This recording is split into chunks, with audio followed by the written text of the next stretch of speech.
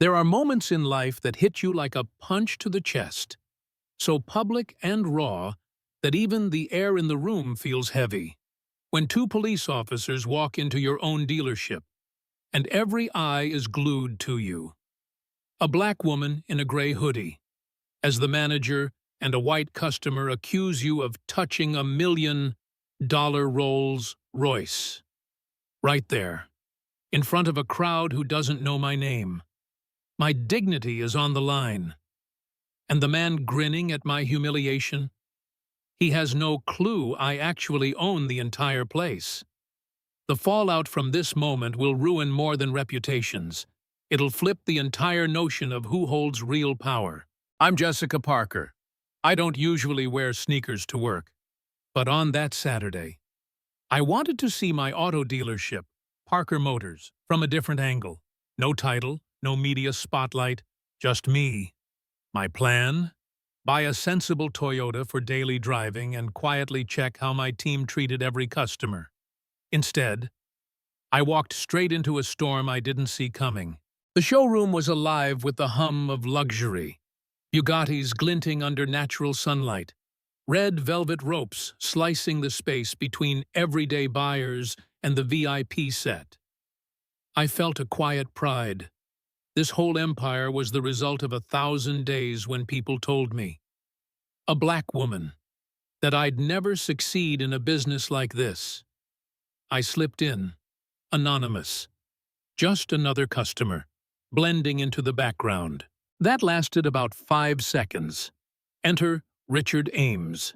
Imagine every country club stereotype rolled into one. Tailored blazer, Rolex flashing, and a look that tells you the rules don't apply to him. He sauntered in, 2 buddies at his side, champagne glasses in hand, like the showroom was his private party. The moment his eyes landed on me, all the casual energy in the room curdled. At first, I tried to ignore it. I was just admiring a Rolls Royce, not touching, not crossing any rope. But Richard saw me and decided my very presence was an offense. "That car's worth more than your life," he announced, loud enough for everyone to hear. Laughter rippled from his friends, like they were at some sick comedy show. I kept my hands in my hoodie pockets, determined not to give him the satisfaction of a reaction. His glare didn't waver. I turned away, headed to the desk where Kevin, a young salesman with honest eyes, waited with my paperwork. I'd like to say people didn't notice, but they did. Salespeople shuffled uneasily. The atmosphere soured. But Richard wasn't done. He sidled up to a group of staff, dropped his voice just enough for them to hear, and started planting seeds. Not sure why we're letting unfamiliar faces wander around the VIP section. Might be good to keep an eye out, don't you think? The effect was instant. Staff stiffened. Customers began to whisper. My skin crawled with that old, familiar feeling, being made other, pushed outside the circle. Still, I tried to shake it off. I handed Kevin my documents, gave him a reassuring nod, and told myself it would pass. But that confidence was already on shaky ground. I could see security watching me now, glancing my way, the suspicion spreading like a stain, just as I thought things might settle. Richard went to the receptionist and demanded to see the manager. "There's a woman here making my guests uncomfortable," he said, voice icy and certain. "People like her shouldn't be wandering near the cars." He didn't say black, but every word dripped with it. Daniel, the manager, emerged, crisp shirt, nervous smile. The type who's always eager to please the moneyed class. He didn't ask me what happened. He didn't check the cameras. He just walked up and told me. "This area is reserved for VIPs. Please return to the regular section to avoid inconveniencing our guests." My heart pounded. Could feel my face burn. Not from shame, but from anger at how quickly he assumed I was the problem. I tried to stay calm. "Could you explain what rule I've broken?" I asked. My voice barely trembled. Daniel faltered, looked to Richard for backup, then mumbled something about safety and comfort for important clients. Everyone was staring now. The humiliation stung, my throat tight, my hands cold. I wanted to scream, to call them all out, but I forced myself to stand tall, to let the silence stretch until Daniel looked away. But Richard, sensing victory, decided to go for the kill. He raised his voice so everyone could hear. She climbed past the rope and touched the Rolls Royce. I saw it myself. The cameras will prove it. It was a lie, a bold, deliberate lie. But all it took was a man in a suit and a room willing to believe him. Daniel's face drained of color. He turned to security. "Review the cameras. Call the police. We have to suspend the sale." Kevin's eyes flickered to me, helpless, like he wanted to say something but didn't dare. As the police were called, my mind spiraled. Was it my fault for blending in? For daring to admire what I built? Should I have dressed up, flashed my credentials? The doubt cut deep. Maybe I'd been naive to think I could ever truly belong in spaces like this, even when they were mine. The minutes stretched, people whispered, shifting uncomfortably, not wanting to get involved. Then I heard the sirens. 2 officers walked in, stone-faced, straight toward me. They asked Daniel to explain. He repeated Richard's accusation, adding more drama, turning me from customer to suspect. One officer turned to me. "Ma'am, we need to speak with you outside." His tone was flat, official. The whole showroom held its breath. I nodded. My dignity, the only armor I had left.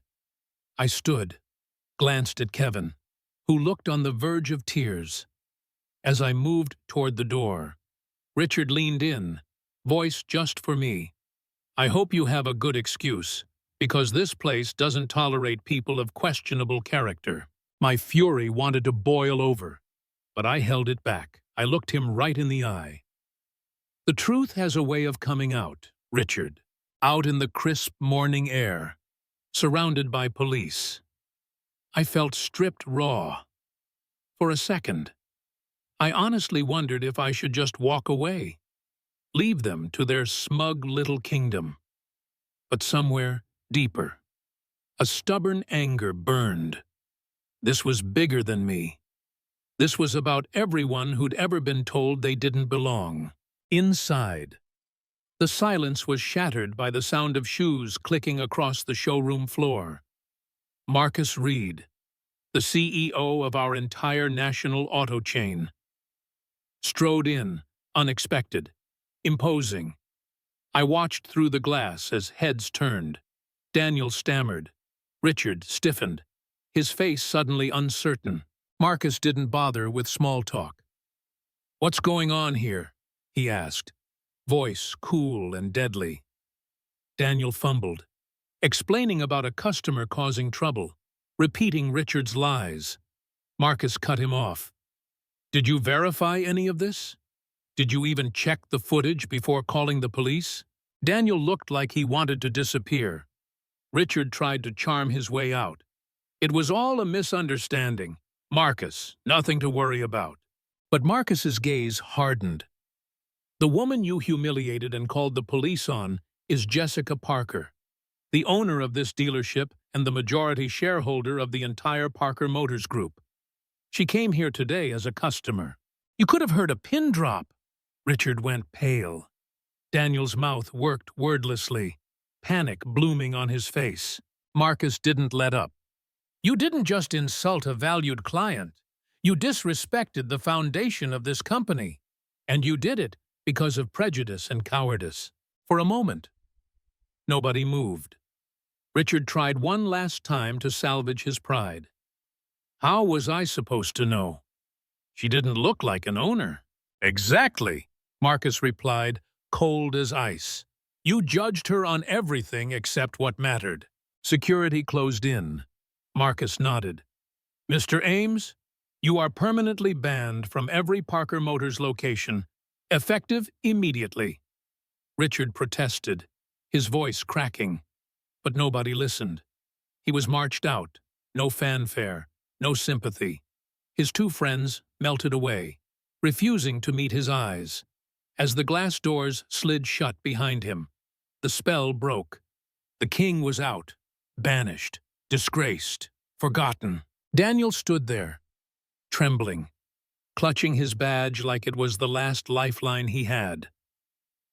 I walked back inside, met his eyes, and spoke, not as a boss, but as someone who had seen too many good people go silent in the face of injustice. The problem isn't that you didn't know who I was. The problem is, you let money and privilege override your duty to be fair. You called the police before you even checked the facts. His lips quivered. I'm so sorry, Ms. Parker. I wasn't thinking. I didn't raise my voice. Sorry doesn't fix the precedent you set for everyone watching. Then, quietly, for all to hear, you're suspended. Daniel, turn over your keys, pending investigation. He set his badge on the desk and walked out, head down, steps heavy.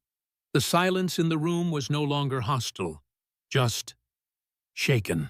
I turned to Kevin, who looked crushed by guilt. You tried to speak up. That's more than most. He shook his head, eyes wet. I hesitated. I should have done more. Courage isn't never being afraid. I told him. It's acting in spite of fear. You did what you could. Next time, do more. That's how we change things. That day, I stood in front of the entire staff and every customer still hanging around. We're changing, starting now. This place will stand for dignity no matter what you look like, where you come from, or what you wear. If you see injustice, speak. If you feel fear, fight through it. I built this from the ground up, but respect is everyone's job. The applause was hesitant at first, then sincere, people realizing they'd just watched a reckoning that would ripple far beyond a single Saturday. As for Richard, I watched him from the window, a small, defeated figure disappearing into the parking lot, power drained from his stride, reputation already starting to rot from the inside out. Daniel's office sat empty, a warning echoing in the silence.